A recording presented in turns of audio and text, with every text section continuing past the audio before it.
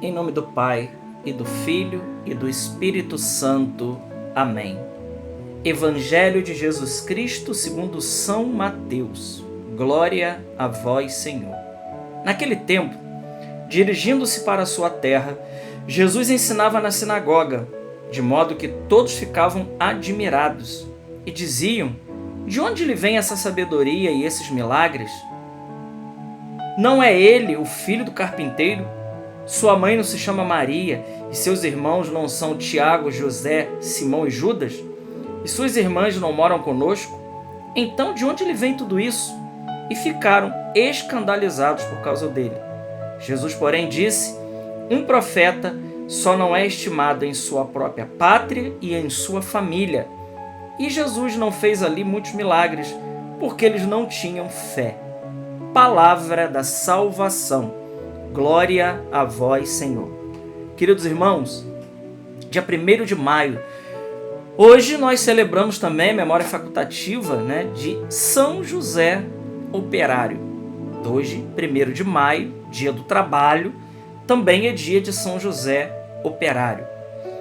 E uma figura muito cara para cada um de nós, a figura de São José.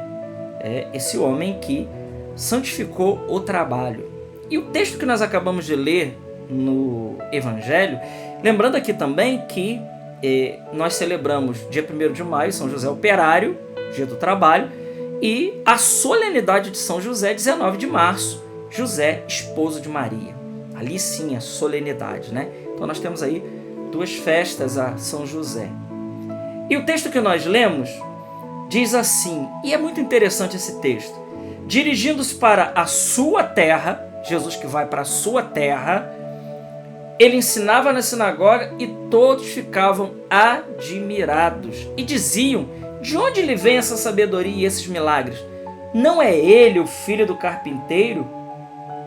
Sua mãe não se chama Maria, seus irmãos não são Tiago, José, Simão e Judas, e suas irmãs não moram conosco? E diz o texto: e ficaram escandalizados. Irmãos, ficaram escandalizados. Veja, Jesus ele continua escandalizando. Aquela palavra que o velho Simeão, quando pega o menino Jesus no colo, beber ainda, e ele olha para Nossa Senhora e diz: olha, esse menino ele vai ser um sinal que provocará contradições. Ou seja, ele vai escandalizar muita gente.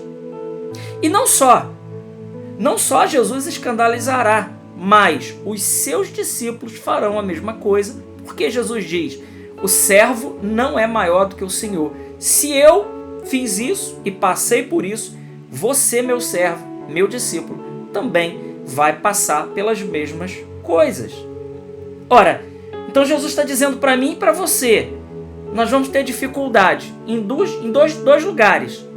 Primeiro, na sua comunidade e na sua casa, na sua família. Eu não digo talvez na sua casa, marido e mulher, mas dentro da família, Jesus está dizendo, um profeta, ele não é bem recebido na sua pátria, ou seja, no seu país, no seu estado, trazendo para uma realidade mais concreta, porque, por exemplo, na minha pátria, eu não atuo na minha pátria toda. Aonde eu atuo como cristão? Particularmente eu atuo na minha paróquia. E, como se diz por aí, santo de casa não faz milagre. É baseado aqui nessa palavra. Santo de casa não faz milagre. Por quê? Porque o povo que te conhece, muitas das vezes fica escandalizado com você.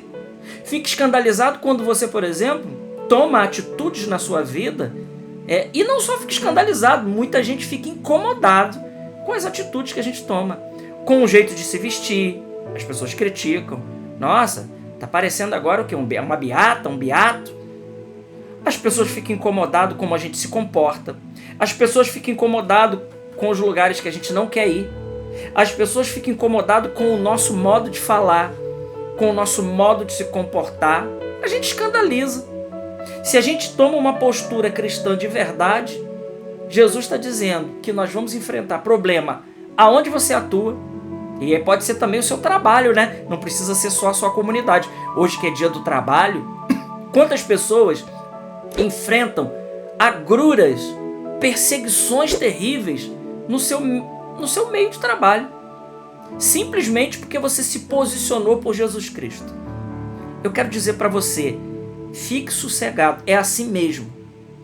Não desista, não desanime, fique tranquilo, fique sossegado, é assim mesmo. O seu mestre, Jesus, passou por isso. Ora, como nós não poderíamos passar por perseguições, calúnias, contrariedades, né, pela falta de fé do povo, por a gente ainda escandalizar os outros, simplesmente porque tomamos uma postura por Jesus Cristo, uma postura verdadeira, e não queremos mais compactuar com as coisas do mundo. Quão difícil é, por exemplo, para aqueles que nos conhecem há muitos e muitos anos, aqueles que convivem com a gente, quando Deus ele quer nos fazer subir de nível. Porque Deus é assim, né? A conversão não é algo pronto, como assim, levantou a mão, aceitei Jesus, pronto, já está tudo feito. Não, meu irmão, não, minha irmã. Tem muita coisa para fazer ainda. Isso daí foi só o start. Pum. Agora tem um trabalho de santidade para fazer. Tem uma vida para ser mudada. E quando Deus ele quer nos elevar, ele quer nos fazer subir de degrau, ele vai nos pedindo coisas. Aqueles que convivem próximo, seja na comunidade, no trabalho, são os primeiros a verem a modificação em nós. E às vezes, essas modificações incomodam o coração dos outros. Incomoda profundamente. Incomoda demais. Né? As pessoas ficam incomodadas conosco. Ora, me erra, né? Deixa eu viver a minha vida. Nosso Senhor está me pedindo isso, respeite. Mas nem sempre é assim, né? É bem difícil. Então, é isso que Jesus está dizendo. Nós vamos encontrar essa contrariedade. Ele diz, a gente conhece ele, não é ele o filho do carpinteiro? A gente conhece a mãe dele. A gente conhece ele. Da onde vem isso tudo aí?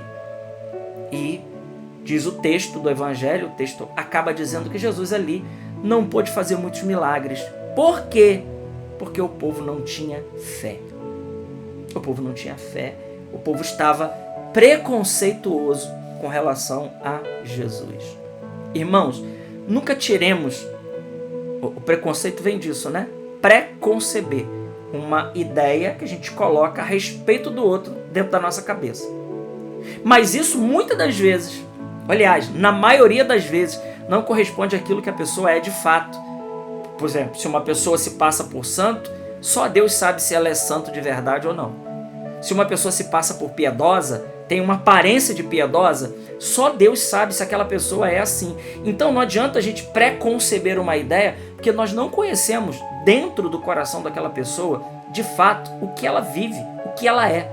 Só Deus conhece os corações. Então não adianta conceber ideias a respeito dos nossos irmãos.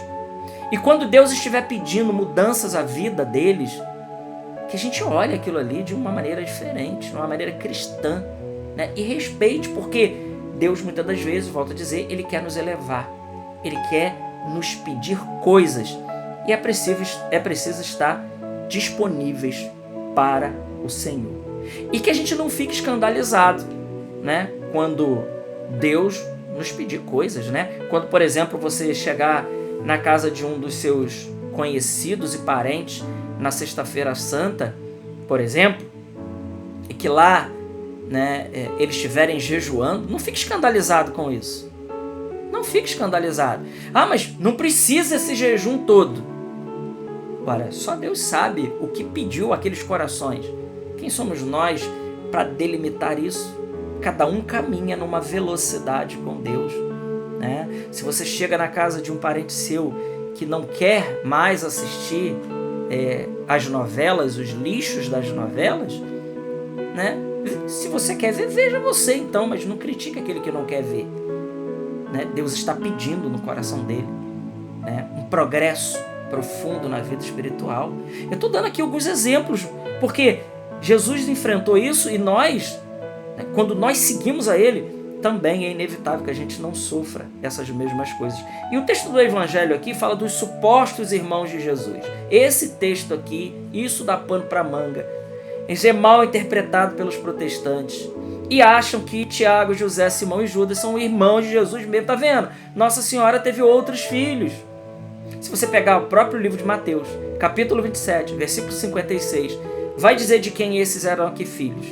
Eles eram filhos de Cleofas com Salomé, que eram parentes de Jesus. Isso são primos de Jesus. São primos, né? Mas na tradição semítica, judaica da época de Jesus, era muito comum chamar de irmão. Ora, aliás, os próprios protestantes fazem isso, né? Um estranho, ô irmão, paz do Senhor, irmão. Ué, mas é irmão? Não, não é irmão consanguíneo. Não é filho do mesmo pai e da mesma mãe. Não é irmão nesse sentido. É irmão no sentido de que estamos inseridos no corpo de Cristo. E é nesse sentido que está aqui na Bíblia. Nesse mesmo sentido. Né?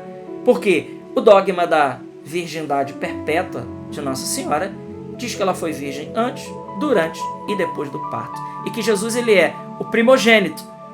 Mas não para dizer que ele é somente o primeiro, mas que também ele é o unigênito do Pai. Ou seja, o único. O único. Então, Nossa Senhora não teve outros filhos biológicos. Espirituais, ela tem muitos. Nossa Senhora é mãe de muitos outros filhos espirituais. Biológicos, não. Então, é nesse sentido que a palavra fala dos supostos irmãos e irmãs de Jesus.